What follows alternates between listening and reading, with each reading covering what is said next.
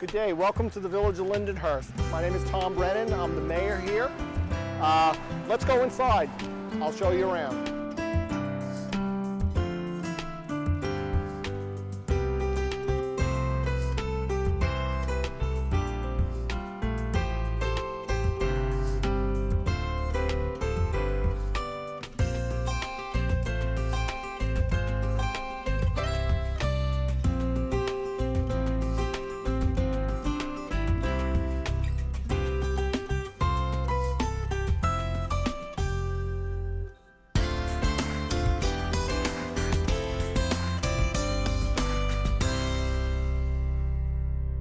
Hi, my name is Tom Brennan. I'm the mayor of the incorporated village of Lindenhurst.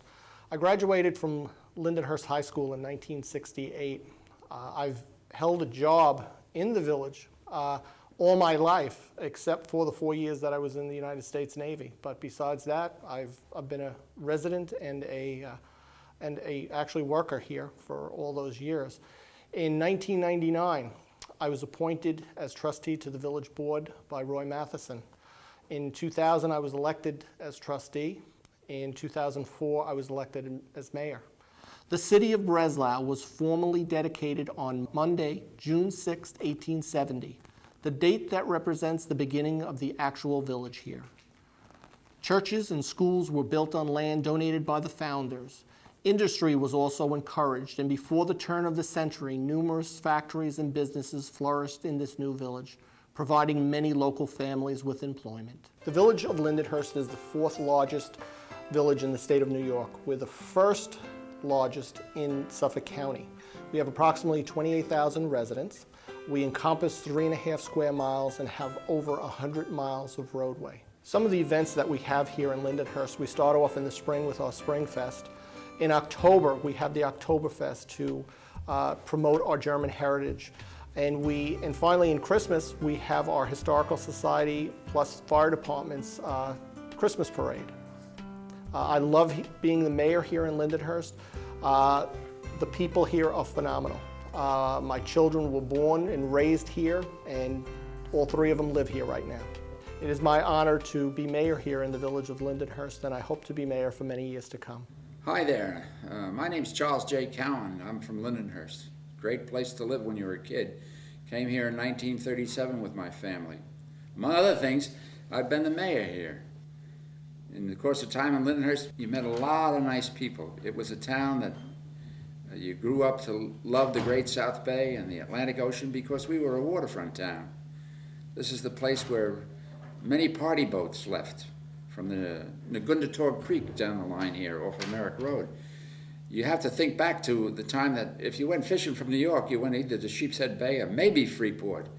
But if you didn't go to those two places and you couldn't make it to Montauk Point, you went to Lindenhurst. Something like 12 to 20 party boats used to sail from this port on a weekend. The buses used to come out from all the saloons in Brooklyn and Queens with their fishing clubs. And it was a marvelous time for me to be brought up and go to school and graduate from high school. I'm down in my law office one day, and the village clerk, George Moore, calls me up. He says, "Charlie, I want you to come down here. I got something in the mail I want to show you." So I went down to the village hall, and he says, "Look at this." It was a letter from the federal government. And the federal government said, "What projects do you have that you are contemplating to build? There might be some aid for you." And I looked at George, and I said, "What do you think?"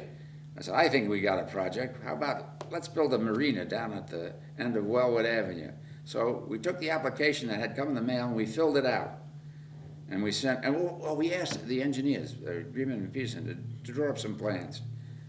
They drew up some plans, and George sent out the application, and time went by, 6, 7 months went by. And one day he calls me up and he says, "Charlie, I got a surprise for you." He said, "What's that?" He said, "We got a $600,000 grant to build a pier down at the end of Wellwood Avenue." And that's how that got there. I don't know whether all the facts and the numbers are exactly right, but that's the true story behind that whole thing. That application came out of the blue in the mail, and we saw the opportunity to improve the village.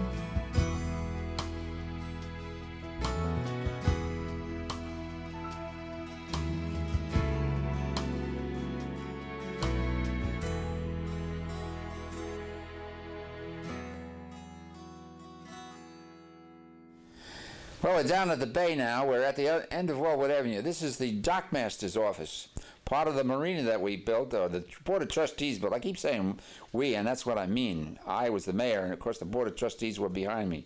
And this is the building. It's cold down here. It's wintertime. These guys don't care where they work. And you look out at the Great South Bay, and you can see the Cedar Beach area or Fox Creek area. Over to the left, to the east. Down the bay there, you'll see the bridge across the bay, the Moses Bridge. Of course, this is a beautiful spot. Everybody likes to come down here, and the kids fish for snappers, and they go crabbing. And it was a great improvement to the village, and I'm very proud of that. And the village board of trustees that enacted it, and the voters of Lindenhurst that made it available to all. It's part of our village heritage. We are, after all, a waterfront community. And I was so happy to see this thing built. Well, you know, one of the things about this beautiful place down here is there was an old German restaurant which has a history that's the greatest place to get a hamburger on old German rye bread and a cup of good German soup. And boy, I tell you, he had some business going down there. And that was Recknagel's right down on the west side of Wellwood Avenue as you get to the bay here. Other things that we try to do is keep the roads in shape. I see now the roads are in pretty good shape, and the village hall is very well maintained, and the village itself is very well maintained. They're doing a good job, and I'm proud of them, and I'm proud to be part of that past of this village. And good morning, and welcome to Lindenhurst. My name is Ken Weckerly. I'm the dockmaster here at the Village Marina, and here's my friend Lou, who comes to greet us once in a while. I'm also a member of the Lindenhurst Fire Department, a member of the World War Veterans Club of Lindenhurst. I've been in Lindenhurst for probably 75, 80 years. I can remember an incident that was mentioned before about the ice house, and the man's name was Eichhammer. He owned the pond, and we used to watch him cut the ice out of the water and store it away. They used to be able to keep the ice from winter all the way through until July and August, and so that's some pretty good insulation. Other than that, I'm very happy that I could here impart some information about Lindenhurst to you. Hi, my name is Linda Disler, and I had the privilege of serving the village of Lindenhurst as its first woman mayor in its 80-year history. Lindenhurst is the largest village in Suffolk County and the fourth largest in New York State. With over 28,000 residents in a 3.5 square mile area, we faced many challenges. It was important to me to meet those challenges, but to do so not on the backs of our taxpayers. So in order to do that, I set upon a plan to garner as much grant money and do as much fundraising for our village as possible. One of the centerpieces of my administration was downtown revitalization. This is an example of one of the lamp posts we installed throughout our downtown and along South Wellwood Avenue. Lindenhurst sits on the Great South Bay, and while we enjoy the benefits of being a waterfront community, we also assume some of the risks. Many of our homeowners who live south of Montauk Highway are subjected to flooding that could come from a moon tide or flooding that can come from a coastal storm. This proves expensive and interfered with quality of life. In order to alleviate that, I was able to garner funding from the federal government through FEMA to actually raise some of these homes out of the floodplain, thereby reducing costs to the National Flood Insurance Program and also improving the quality of life and the value of their properties. Hi, my name is Roy Matheson. I'm a former mayor of the village of Lindenhurst. I was elected to village trustee in 1988. Served 3 terms, 2 terms as trustee from 1996 to 2000 as mayor. The village of Lindenhurst has grown by leaps and bounds since mid-50s. The Village Square Park, located on North Wellwood Avenue, was built with funds from the Fresh Water Act. Through Suffolk County, we were able to acquire some of those funds to purchase the property. And we acquired a few things from the residents of the village for literally for nothing. The lighthouse, for example, on the island just south of Montauk Highway was within 1 hour of being knocked down and destroyed, and it had been a landmark where it originally was on Montauk Highway for many, many years. I started in Lindenhurst School District in 1958, served for 33 years as a teacher, a coach, and eventually as a school principal. There are presently 7 elementary schools in the village of Lindenhurst or on its outskirts. And at one time or another, I was served in 5 of those particular schools. The first building built was on School Street, which is now an apartment complex. The junior-senior high school, which is now on Wellwood Avenue, which is presently the middle school, used to be the junior-senior high school. That was built in 1931, but it also has many modifications to it, where it's been expanded outward and upward. In fact, what used to be the Lindenhurst High School Gymnasium, where I played basketball way back in the late 50s, is now part of the junior high school library.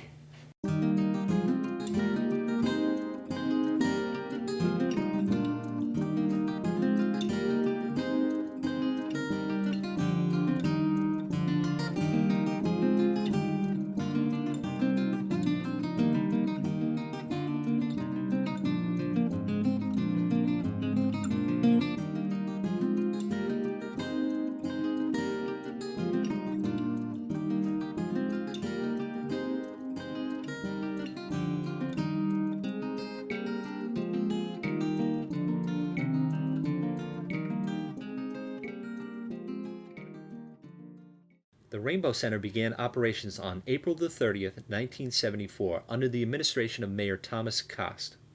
The Rainbow Center has grown to become a true community center and home to numerous local organizations, including the Disabled American Veterans Chapter 185, the Lindenhurst National and American Little League Baseball Leagues, the Lindenhurst Cheerleading and Football Conference, as well as a multitude of other community groups that meet at the center on a regular basis. In its 31-year history, the Community Center has had 3 directors, Kathleen Catherall, Gertrude Van Kirk, and its current director, Barbara Paldino. The Lindenhurst Memorial Library has been a community institution since first proposed in 1945. The first library building, now a part of Lindenhurst Village Hall, was opened on July 1, 1953, and remained the library's home for 16 years. On May 18, 1969, the current home of the Memorial Library was dedicated, and at that time was a state-of-the-art modern 22,000 square foot facility. One of the unique features of the library is the Windows on Wellwood stained glass panorama, a memorial tribute to the servicemen and women of the United States Armed Forces to whom the library is dedicated. The Lindenhurst Historical Society was organized on June 3, 1948, by Lindenhurst village historian Lorena M. Frebert, with the purpose of stimulating and encouraging an interest in the past and present history of Lindenhurst. Emphasis during its 57 years has been on the presentation of historically based programs devoted to Lindenhurst. Accomplishments include the revival in 1949 of the formal lighting of the community Christmas tree at Monument Plaza, the creation of the Old Village Hall Museum in 1958, the publication of Guten Appetit, a book on German cooking, relocation of the 1901 Railroad Depot to Ermisch Historical Park, and subsequent renovation and restoration of the depot complex with the cooperation of the village of Lindenhurst. Today, over 300 members continue the tradition of preserving the rich history of our community through the Lindenhurst Historical Society. I'm Bill Pike. I'm president of the Historical Society. The term is for 1 to 2 years. I'm in my 2nd year. One thing unique about Lindenhurst is the many fraternal organizations. We have the Knights of Columbus, the Loyal Order of Moose, the veterans organizations such as the Disabled Veterans, the Veterans of Foreign Wars, the American Legion, the KSC, Square Club, and the Kiwanis. Many of these people will be in our video and tell about their organizations. Hey there, I'm John L. Blankenhorn, past commander of the World War Veterans Club of Lindenhurst. I've been a member here for, must be close to 47 years. They originated here in 1919. A party was given by the local residents for the boys that came back from World War I. And it was set up then that they wanted a clubhouse. The first regular meeting was held at the firehouse. They held meetings there for quite a few years, and then it was decided that they would buy their own property. They bought the property, for $500. And they built the building for $5,600. It was completed probably in 2 years from that time. After we were established here, many of the organizations in the village of Lindenhurst contacted our organization for donations. And I doubt if there was one that was let go or didn't receive a donation. In 1930, the club opposed the moving of the Plaza Monument to a new location, which was the high school. But they got enough votes out that they defeated it, and to this day, the monument is still there. In 1934, a ladies' auxiliary was originated. The present officers of the club are Tony Almo, commander, and Ladies Auxiliary President Elsie Warder. I would like to salute all the men and women in the armed services that gave their life to the country that we all love. God bless you. I salute you.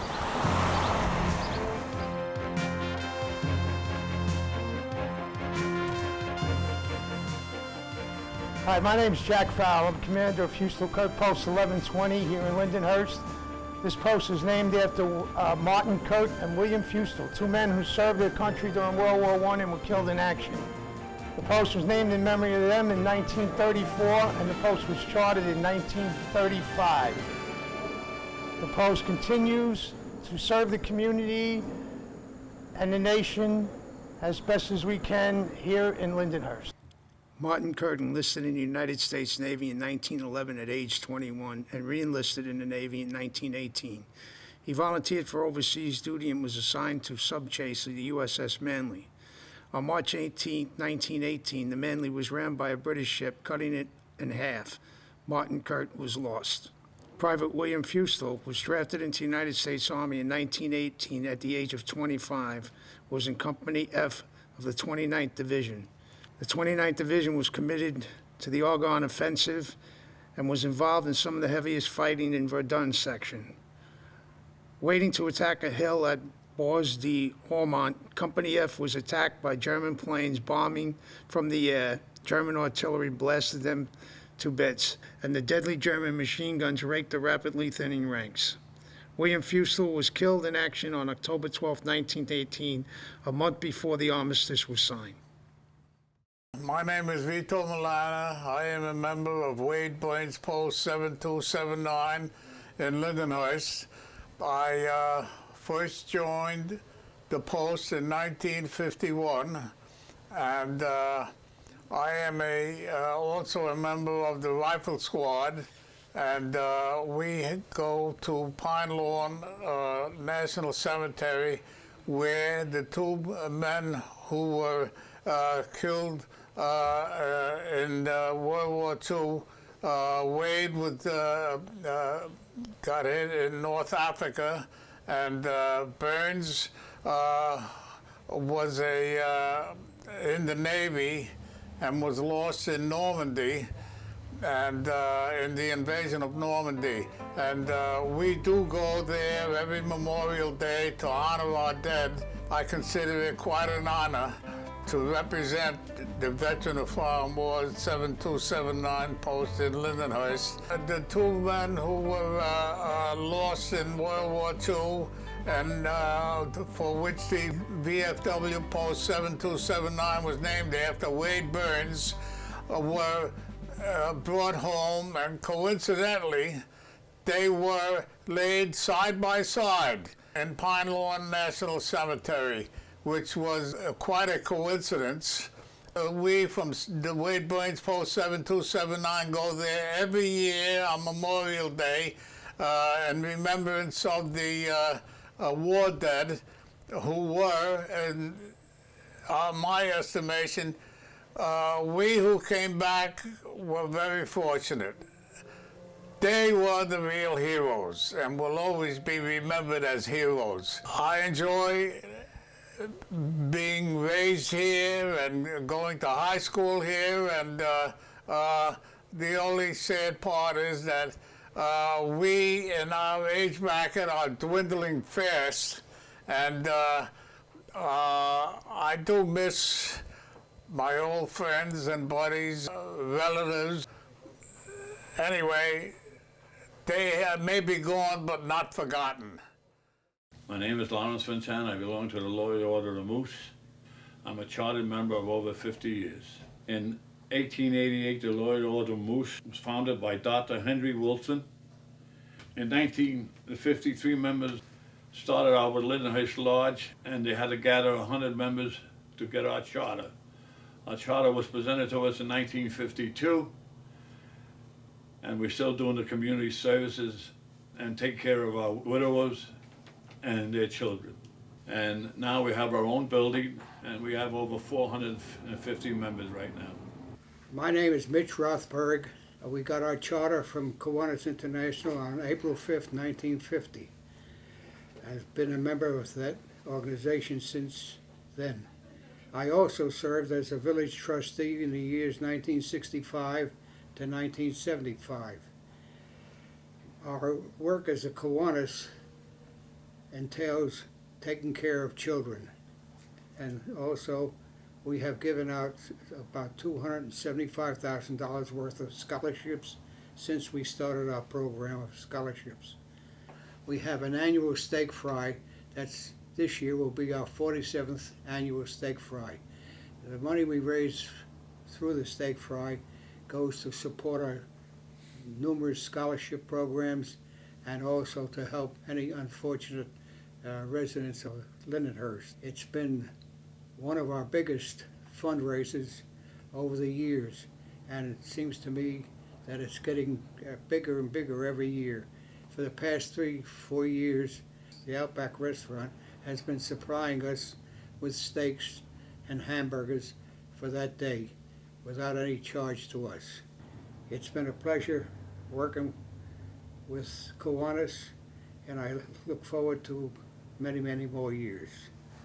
All right, I'm Robert Ballas, and I'm the past president of the Sunrise Square Club, which is affiliated with the Masonic Order of Freemasons, the oldest and largest fraternal organization in the world.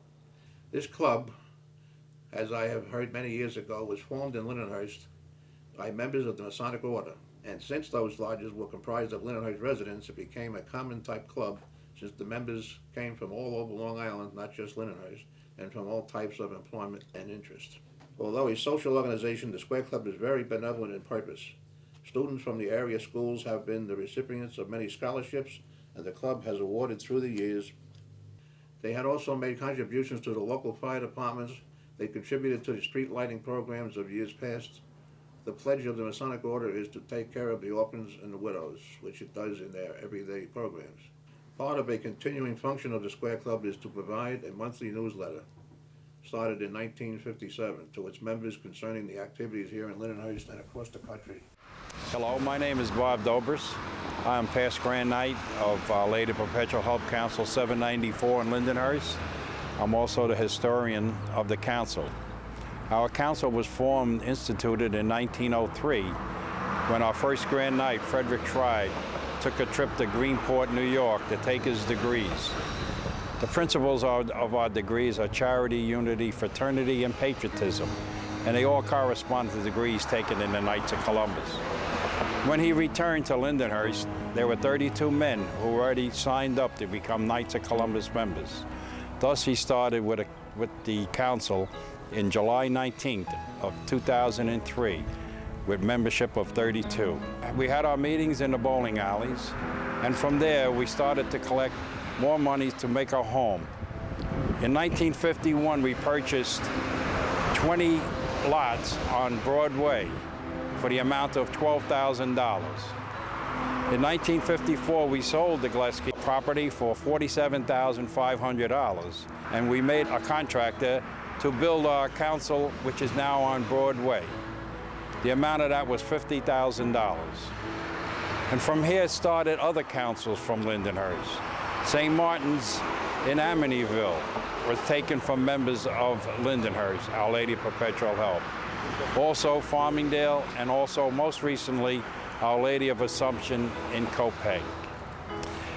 We have been part of the Lindenhurst Village for over 100 years. We celebrated our 100th centennial with this gift of the sign to the village of Lindenhurst. We thank you for your interest in the Knights of Columbus, and we are very proud to be part of this program. Hi, I'm Joanne Betcher, the president of the Lindenhurst Chamber of Commerce. The Lindenhurst Chamber of Commerce was organized in the late 40s by many local business people that were active, and that's what brought our chamber together. However, the rise of large shopping malls, starting of course with our South Bay Shopping Center in the mid-50s, sort of have put the central business district in our community at a decline. By the 1970s, the Lindenhurst Chamber was relatively inactive. A fire destroyed all of the records from the Chamber of Commerce in the 1990s that was on Wellwood Avenue. The modern era of the Chamber of Commerce began in January 1997, and by the president at that time, which was Tom Lorch of the Black Forest Bakery. Tom recruited new members to join into our chamber, and he built the membership up to over 200. Plans for additional parking onto the railroad tracks were put forward with county funding for the project. I was elected president of the Chamber of Commerce in December of 2000, and my immediate priority at that time was to rebuild the Chamber's finances. The annual Spring Fest was relocated back to the Central Business District. The Holiday in the Park is sponsored also by the Chamber of Commerce in conjunction with our fire department to bring families out at that time. And the Lindenhurst Chamber of Commerce works closely with our elected officials and strives to serve the community to make Lindenhurst a good place to live, work, and certainly raise a family. I'm John Reynolds. I'm the president of the Rotary Club of Lindenhurst. This has been a big year for our Rotary Club. We celebrated our 50th anniversary. We were founded in October 12th of 1954. We were sponsored by the Amityville Club. And this February, the Rotary International, our parent organization, was 100 years old. Rotary International started in Chicago on February 23rd, 1905, from 4 businessmen who got together to try to promote fellowship and better business ethics within their community. It spread to San Francisco and then to the East Coast. Right now, we're the 17th oldest of 34 Rotary clubs in Suffolk County. Our Rotary year starts in July, and usually we kick it off with a snapper derby in August, working with the village of Lindenhurst off the Village Mariner. We get 200 or 300 young men and women out with their poles trying to catch snappers. To finish it up with a pie eating contest, which can get pretty messy. Then in October we have our Oktoberfest. We close down the main street for a street fair on Sunday. This is our principal fundraiser, and we give our local merchants a chance to showcase themselves and bring other merchants in from outside to have a community event that's grown in popularity over the years. At Christmas time, we help the U.S. Postal Service answer letters to Santa and work with the more needy ones to get to community organizations that can also help them out. In the springtime, we have a prayer dinner in conjunction with our friends in the Lindenhurst Moose Lodge. This event has also grown in popularity. We've had some very dynamic speakers, and it's a way to bring the community together and to promote tolerance within the village. And then we culminate our Rotary year in June with our annual installation and awards dinner, where we recognize local citizens from the standpoint of the activities of the year and also for service and work within the community.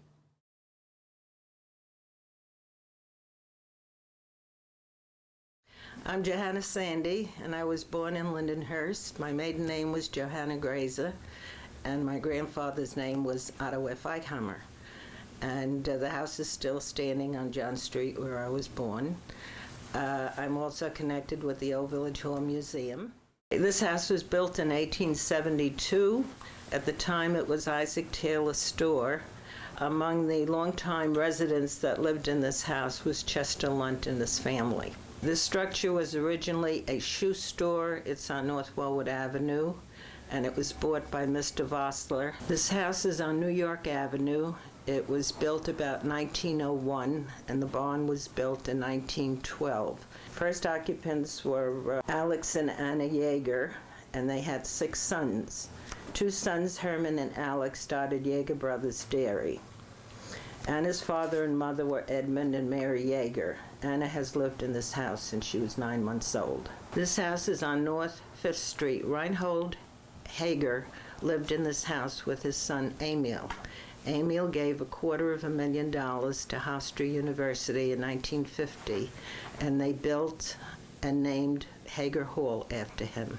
This house is on South 5th Street. It was built in the 1890s for Judge Charles Wagner, and Charles Moloch, the father of our late police chief Edward Moloch, lived here. This house is on South Broadway, sort of opposite the restored railroad depot, and it's an original Breslau house with the flat roof, and these houses were copied from the houses that were built in Brooklyn and Queens.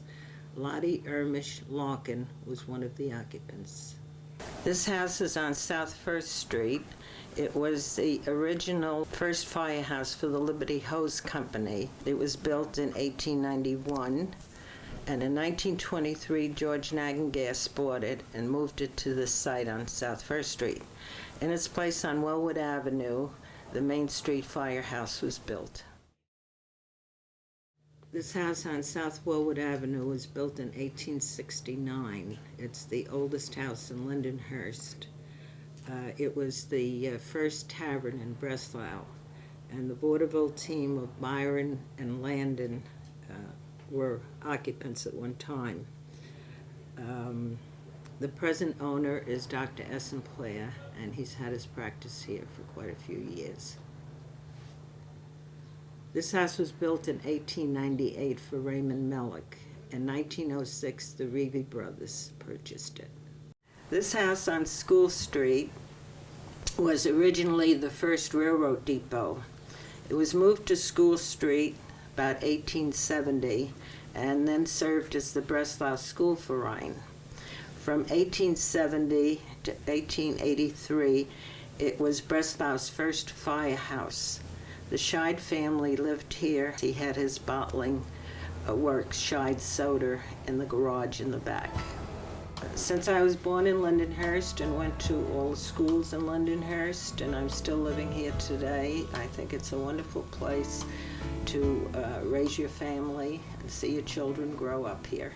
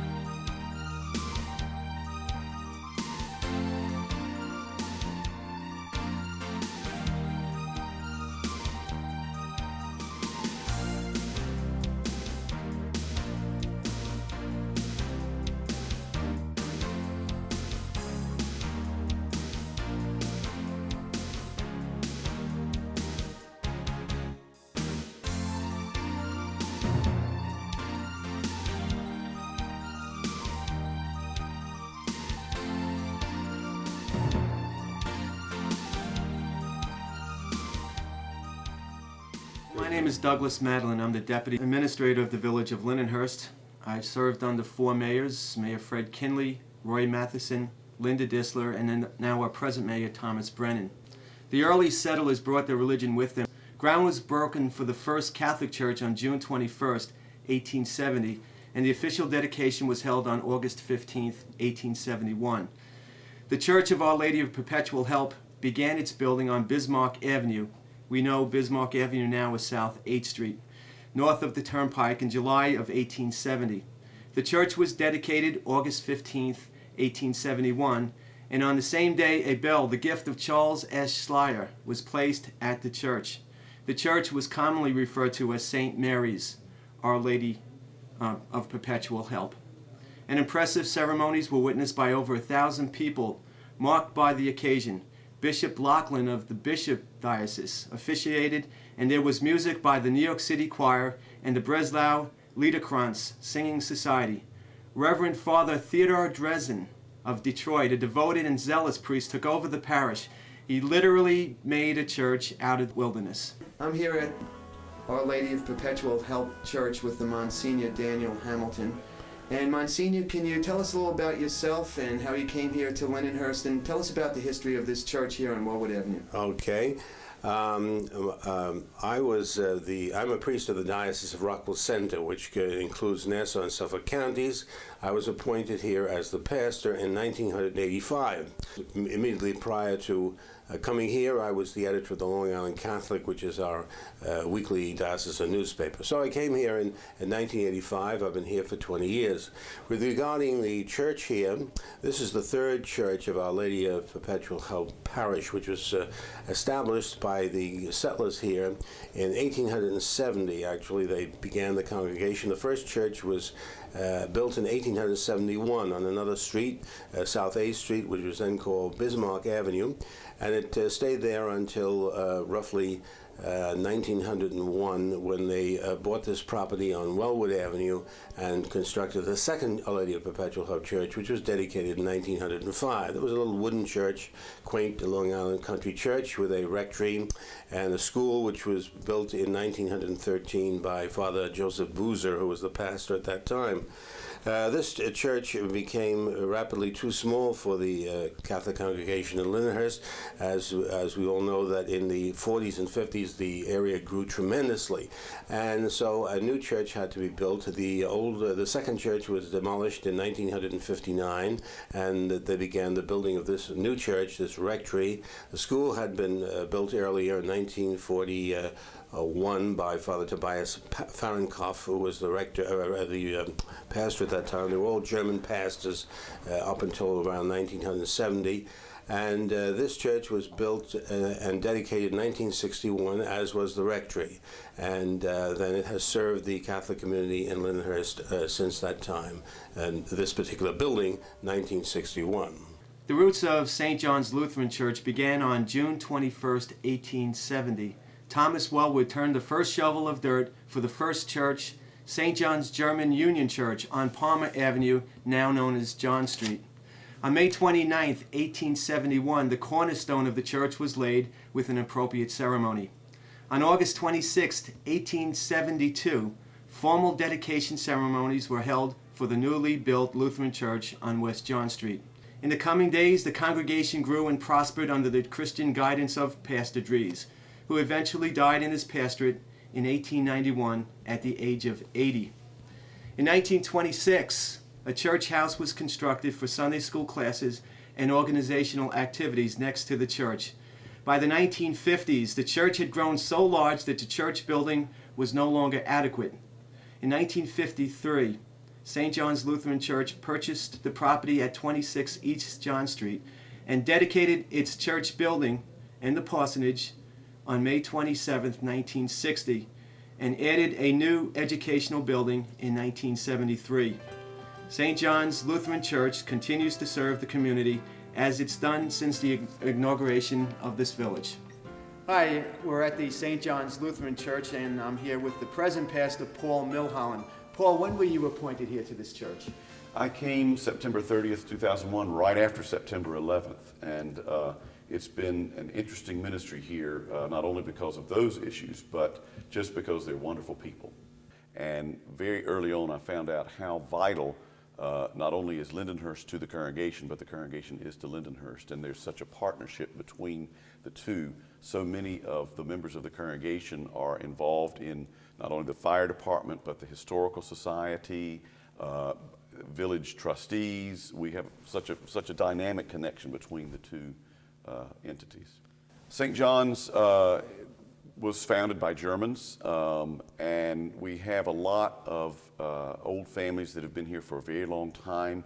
Interestingly, the facility we're in now was actually designed by a Danish person The Lutheran background comes from Scandinavia and Germany, as you know. Pastor Hagert was the pastor who was here for probably the longest of any of the pastors. He was here in the 50s, 60s, and 70s, and he was the guiding force about moving from the old building, which was on West John Street, where the congregation had just exceeded the bounds of the facilities, to move over to this facility. Back in the 60s, when all congregations were large, they had to run 3 Sunday school sessions because they had 1,000 children in Sunday school, if you can imagine. And they had a lot of people coming to church. And so we built the big facility here that seats about 400, and they built the big educational building. The Grace Methodist Episcopal Church was founded on September 19, 1926. The Reverend Paul Nieswander, a student at Drew Theological Seminary, was appointed the first pastor of the church. Through his and the effort of some dedicated families, 99 people joined the society at the organization service on Sunday, September 19, 1926, which was held at St. John's Lutheran Church. On December 6, 1931, dedication ceremonies were held and memorials dedicated for the new church on South Wellwood Avenue and Liberty Avenue, the present home of the Grace United Methodist Church. After the service, the parsonage was restored to its original appearance as a home for the pastor and its family, and has remained since until this day. We're at the Grace United Methodist Church, and I'm here with a longtime member, Ralph Andrews. Ralph's been a member here for 49 years. Ralph, share some of your memories of this wonderful church. Well, I came here in the year of '56. Josephine has been here since. Her dad held her in his arms as they put down the cornerstone on the building. After they held their services in the parsonage, they ended up purchasing this property on the corner of Liberty Avenue through to 1st Street, and that's when they started building the church. That was the year of 1931. Now, going back to the original parsonage where they started the church in the year of 1926, they held classes inside. My father-in-law, Joe Miner, was the builder of this sanctuary. He had quite a crew of volunteered men, and it took them approximately 6 months. I believe the number was somewhere around $30,000, which is hard to believe what buildings are nowadays. We have been told our stained glass windows are quite valuable now. The 2nd degree of Tiffany windows. We have been a vital part of this community for those many years, and we hope to stay that way for many more. We hope to continue to grow as long as we can get more people in town to come and see us. Historically, Ralph Morgan was one of the longtime pastors and really had a major effect on this church. Ralph served from 1953 to 1968. Ralph, what is your memories of Ralph Morgan? Well, he was with us for quite a few years. This fellowship hall and this building, educational building, which has a nursery school upstairs, was dedicated to him. We have had many dinners and functions here. The kitchen we have over in the back corner has given us quite a few dollars of our income. One of the activities that the early United Methodists or Methodists would do was bowling. And many of the Methodist Church have bowling alleys in their basement, as we're standing here now in the basement of the Grace United Methodist Church. Ralph, when was this bowling alley built? As far as I can recall, I believe it was built with the original sanctuary. The men's club had quite a few members. They used to have leagues that they bowled against many other churches around here on the island. That's how they raised their funds, another way that they raised their monies. The Congregation of Bethel Baptist Church, now the First Baptist Church, was organized in 1942. And St. Boniface Episcopal Church, which is located north of the village borders in North Lindenhurst, was organized in 1951. The Jewish roots in the village of Lindenhurst began in 1874. A religious group founded the Jewish congregation. This group was short-lived, and a generation later it was replaced by the Lindenhurst Hebrew congregation, incorporated on December 18, 1913. A second congregation known as the Temple Beth Elm Reformed Jewish congregation was formed in June of 1955. I've lived in the village of Lindenhurst most of my life. I love Lindenhurst. It's just really a wonderful place to live and to bring up 2 children and have a wonderful family here who are now going to Lindenhurst Public Schools, which I have. I've served under 4 mayors, and hopefully I'll have another 4 mayors to serve under, because I love my job here as the deputy administrator, and I love doing what I'm doing. I'm Carol Tanner. I'm a member of the village board. I was elected in 1990, and this is my 15th year serving the village residents. I was born here and am involved in a lot of civic associations and organizations. The growth of the village soon made the settlers realize the need for a fire company. And in 1877, the Breslau Fire Brigade was formed.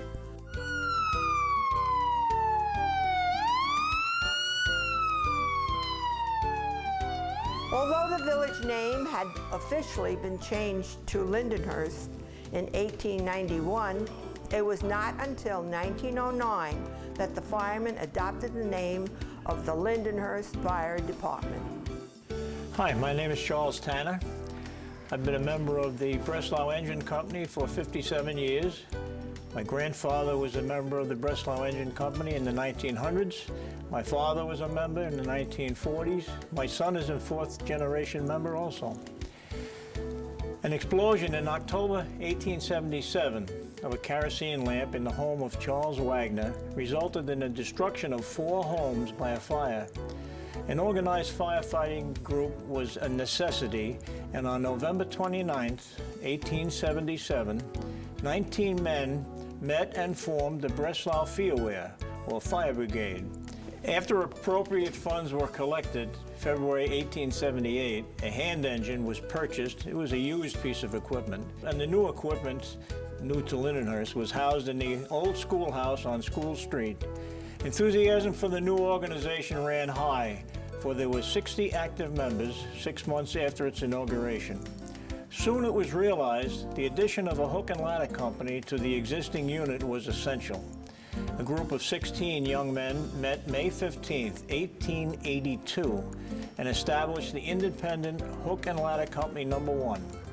The Independent was within the year changed to Union Hook and Ladder Company.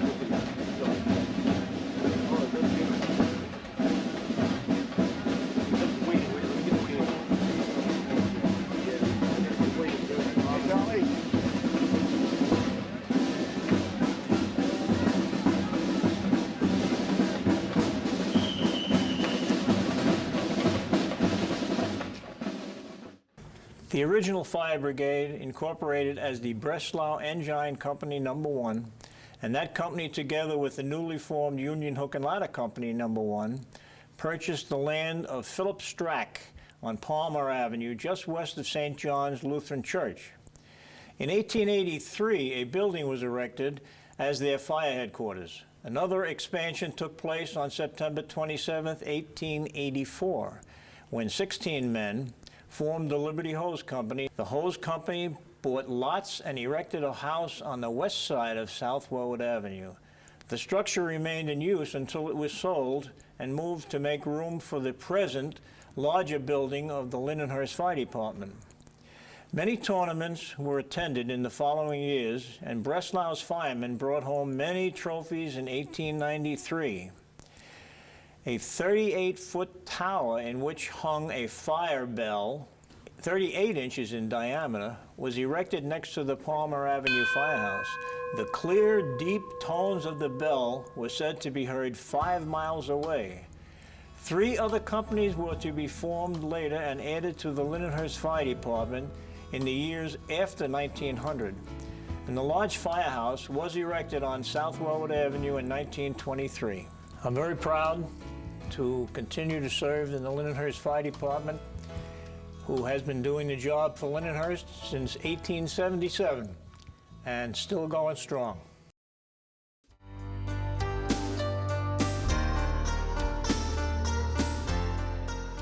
Lindenhurst Depot was built in 1901. When it was decided to put the local tracks overhead, the Lindenhurst Historical Society told the Long Island Railroad that it was interested in restoring the depot and turning it into a railroad museum.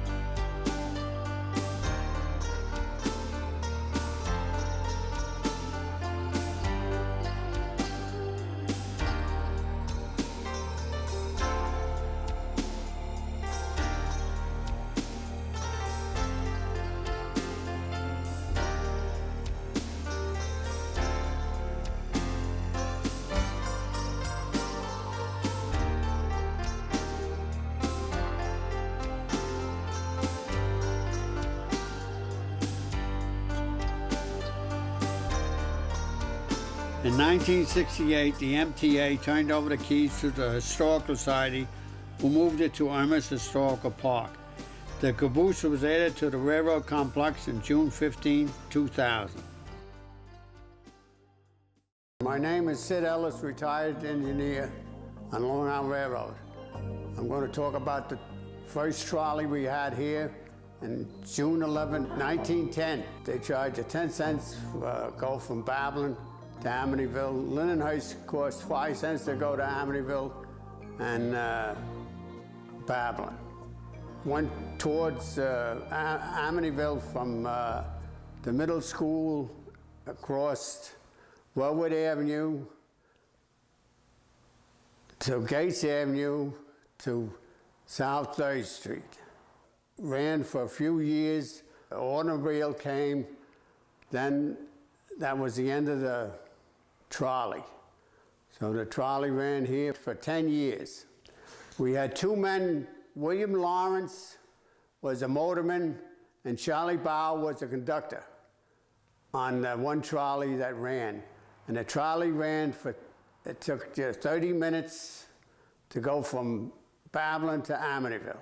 And sometimes the trolley would jump the track by Delaware and Hoffman Avenue because it was a very sharp turn, and then some of the passengers had to get out and help the motorman put it back onto the tracks. After the trolley, it came to had the steam train, and then we had the electric trains. And I was the youngest engineer in the country running the steam train. 1947, I was promoted engineer, and these are my handles. You have a controller, you have what they call a butterfly, you have a brake handle, and you have the key. And that's what ran the electric trains. You had to carry those tools with you all the time. If you didn't have those tools, you wouldn't be able to operate the trains on the railroad. On June 30th, 1899, Charles M. Murphy went down in history as a man who rode a bicycle behind a Long Island Express train at the rate of 1 mile in 57 4/5 seconds and was forever after known as Mile a Minute Murphy. It took place on a 3-mile section of the Stewart Line at Maywood between Farmingdale and Babylon. And now this here is one of the cabooses that we have here. And this here is the freight house where we have all the different tools and different things that we had from years ago. I want the people to come to see this railroad museum. We're open in July and August. And you come to beautiful downtown Lindenhurst. Hi, I am Evelyn Mentz Ellis, and I was born and raised in Lindenhurst and graduated from Lindy High in 1938. I worked under the administration of 8 mayors, and on October the 14th, 1969, Mayor Cowan appointed me village historian. For the past 35 years, I've been trying to keep Lindenhurst history alive in my weekly column, Historically Yours, in South Bay newspaper. In 1989, Mayor Frederick Kinley appointed me director of the Old Village Hall Museum. The museum has on display the whole history of Lindenhurst. Come on in and let me show you around.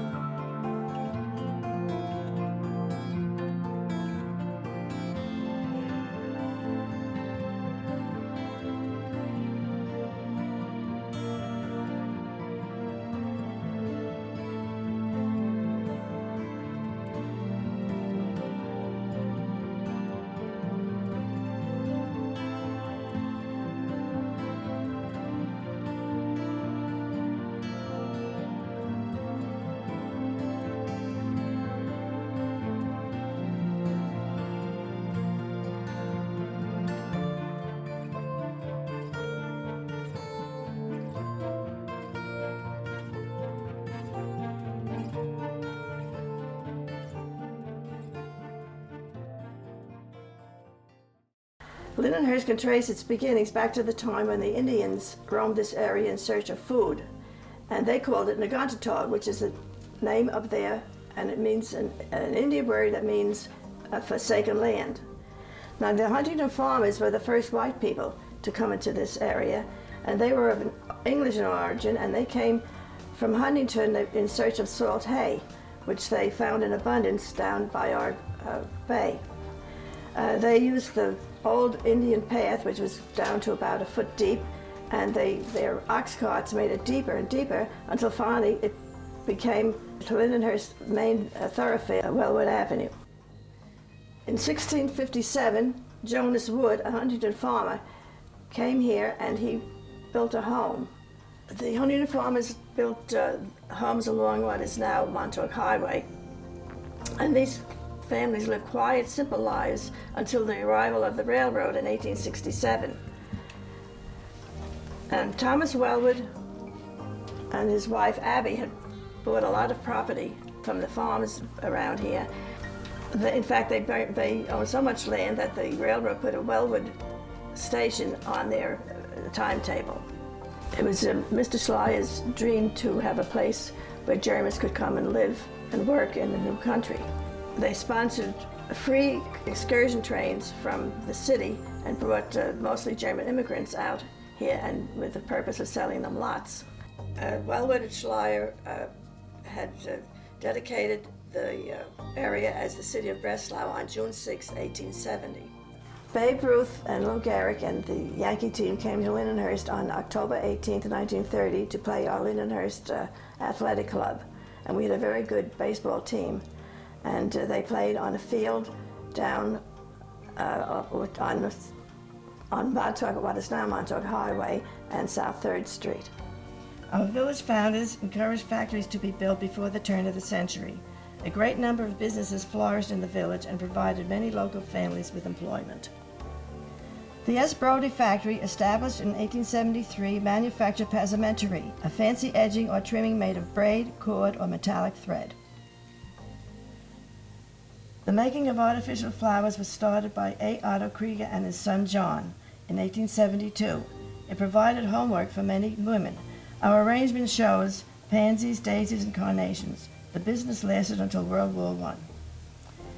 In 1872, the Breslau Manufacturing Company opened a factory and manufactured, by a secret process, various ornamental articles out of sawdust. Local residents called it the papier-mâché factory. The factory was sold to the Vulcanite in 1880. In 1881, the Vulcanite Manufacturing Company of Massachusetts took over the building and began to manufacture buttons, casters, jewelry, and other articles from the hoofs of cattle. The Vulcanite employed many local workers. On display is a sample card of buttons made from buffalo horn. In 1898, another specialty was the making of safety pins, which were stuck onto cards by girl workers using the metal device attached to a wooden board. They called it sticking pins. This was also done as homework by the local families. The Vulcanite sold its dyes and edging machine to the Lindenhurst Manufacturing Company, locally called the Button Shop. The Swiss embroidery business was introduced to the community in 1886 by Mrs. Franz Naring.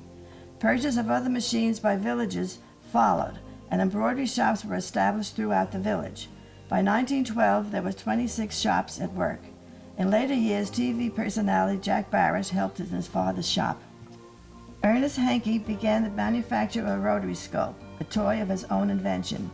On display are a little pig and a donkey cart made by the Hankey Toy Factory. Cigar making was another big business and dates back to 1873. Many local people grew their own tobacco. The leaves were rolled by hand and pressed into the familiar cigar shape in the wooden frame. A favorite brand was Glessy's Favorites and shows a picture of his two little daughters. Jesse Ketchum is Lindenhurst's only link to the American Revolution. With his war service behind him, he moved his family to the south shore of Long Island and built a home on what is now Montauk Highway between Lincoln and Washington Avenues. He and his offsprings became prominent men and were active in community affairs. On display are his case for his personal papers and the epaulets worn by him as he marched as the guard of honor in front of President George Washington's carriage on his tour of Long Island in 1790.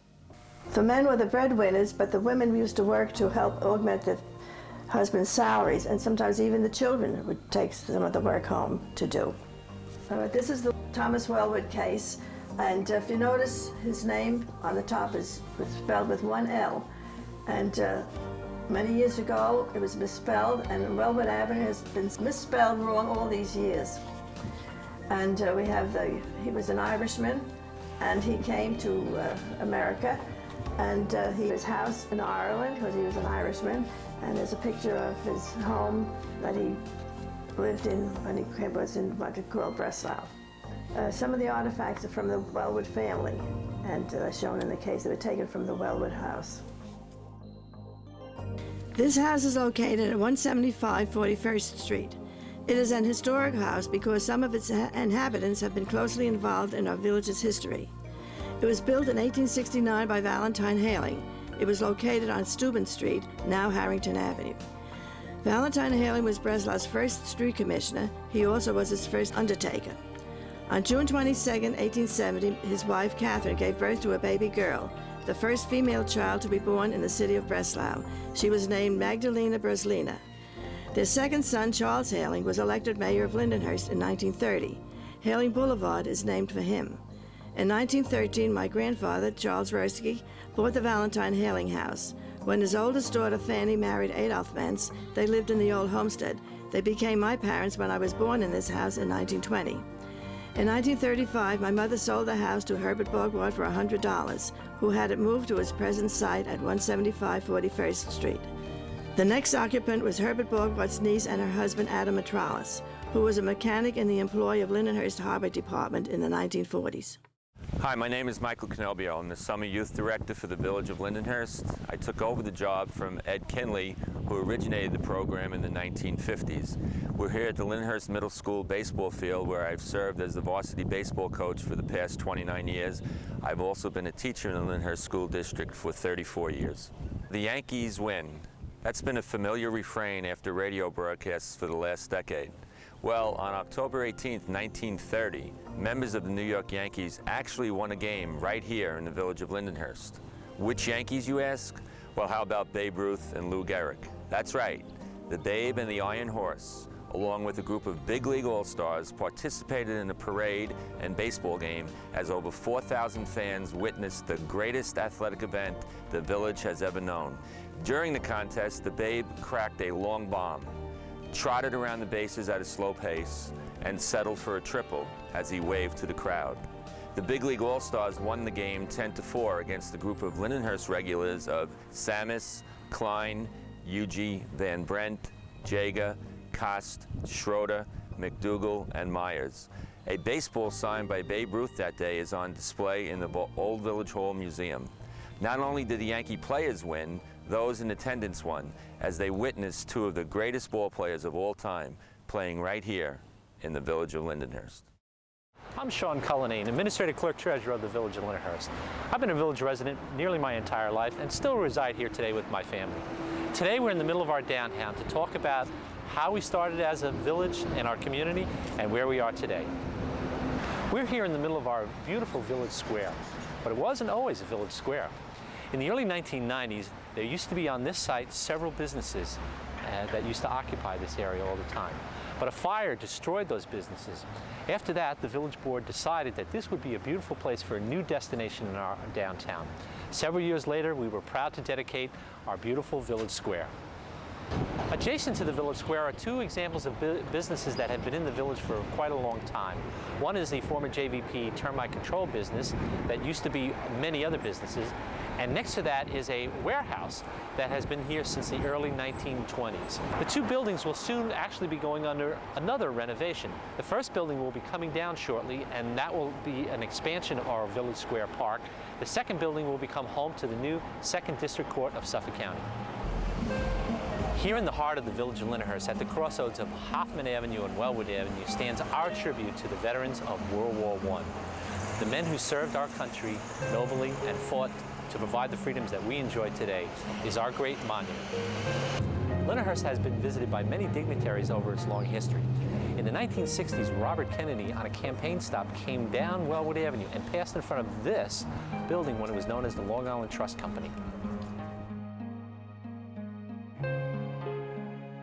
Lindenhurst is well known for many of its famous bakeries, including Cheslak's Modern Bakery, Patsy's Bakery, and here we are at the home of Herb Losch's Black Forest Bakery. First known as Eccles Bakery, the Black Forest Bakery also holds the distinction of being one of the longest continuously operating businesses in the village of Lindenhurst. I am Eleanor Cheslak Zacher, owner of Cheslak's Modern Bakery, which has been owned and operated by my family since 1934.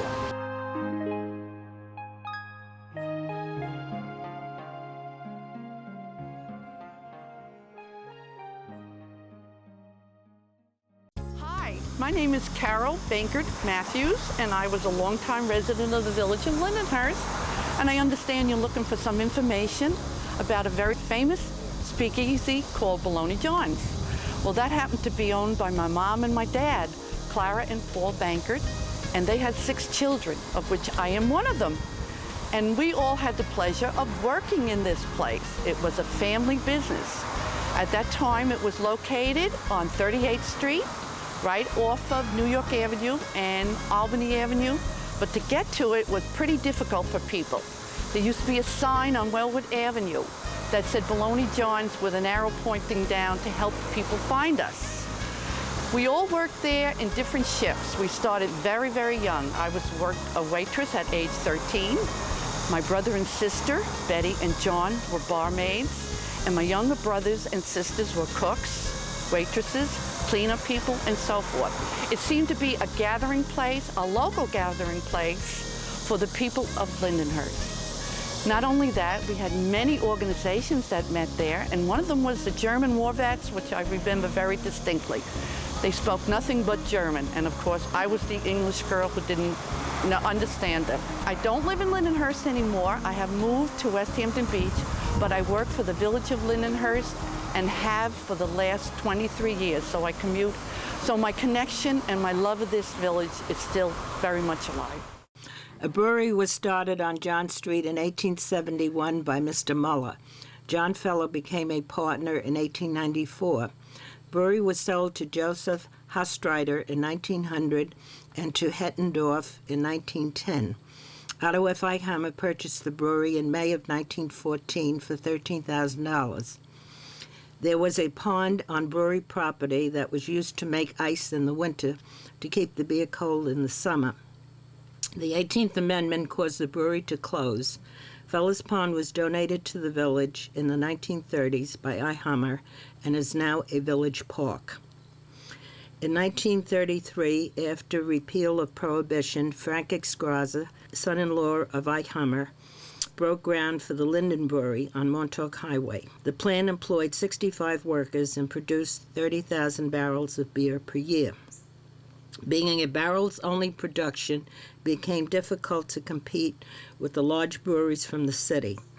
Linden was sold at auction May of 1949. Today, this building is used as a factory for silk screening T-shirts. One of the oldest buildings still standing in the village of Lindenhurst is this building, which now houses the old Village Hall Museum. At one time, it used to be the original Village Hall of the village of Lindenhurst when it was first incorporated in 1923. Prior to that, this building was actually a little further north on Wellwood Avenue and used to house the Kinley dry goods stores. The Kinley family, of course, is one of the long, well-known families in the village of Lindenhurst. A community lives and breathes on the vitality of its economic activities. Throughout its rich history, Lindenhurst has been home to many, many businesses, from mom-and-pop stores to corporate entities, and the future looks bright for businesses in the village of Lindenhurst.